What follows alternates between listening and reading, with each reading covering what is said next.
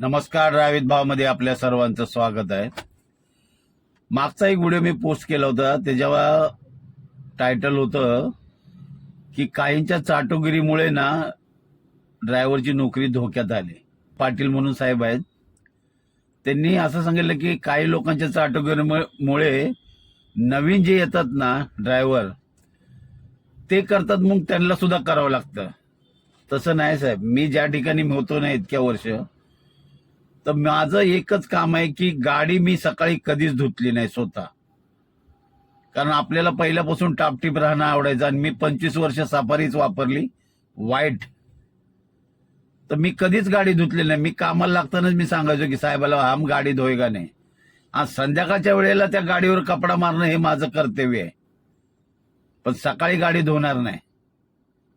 ते काही कमीपणाचं नाही. हा कुठे बाहेर गावी वगैरे गेले, तिकडे पर्याय नाही, तर ती गाडी धुणं आपल्याला ते आपलं काम आहे. पण दर दिवस आपण जिथे काम करतो तिथे गाडी धुणं हे माझं काम नाही. आपण लांबून तयारी करून येणार आणि तिथे आपण गाडी धुणार, हे माझ्या मते चुकीचं आहे. पण एक ड्रायव्हर माझ्याबरोबर एक नवीन आला, मी त्याला अगोदरच सांगितलं की साहेब लोक तुला सांगतील की गाडी धुव म्हणून, तर तू सरळ सांग नको धुव. तर त्या साहेबांनी त्याला ऑफर केली की त्यावेळेला 10-12 वर्षापूर्वी म्हणलं मैं तुम्ही 1000-1200 रुपये दूंगा, तुम गाडी धोना. त्याला इतकं मी सांगितलं की नको धुवू, तरी सुद्धा त्यांनी त्या 1200 रुपयासाठी ना हा मै धुऊंगा. आता इथे चुकी काय माझी आहे का सांगा? मी तर अगोदरच तो पायंडा पाडला होता की गाडी धुवायची नाही कुठल्या ड्रायव्हरनी, पण ह्या साहेबाला 1200 रुपयाला भुलला. आणि पावसाच्या दिवसामध्ये मग त्याला मला फोन करायचा, त्याची सुट्टी असल्यानं तो गाडी धुवायला यायचा. मग मी धुवू का साहेब? मला बोलायची गाडी धुव म्हणून. अरे मी कसं धुणार?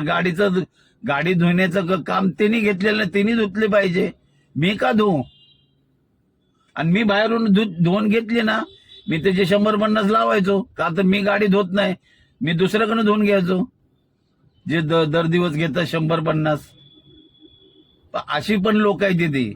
1000-1200 साठी ना तिथे ते आपलाच ड्रायव्हर भाव पडला, मी सांगून सुद्धा. मग अशा लोकांना तुम्ही काय बोलणार आहे? या व्हिडिओबद्दल नक्की तुमचे काय विचार असेल तर कमेंटमध्ये सांगा.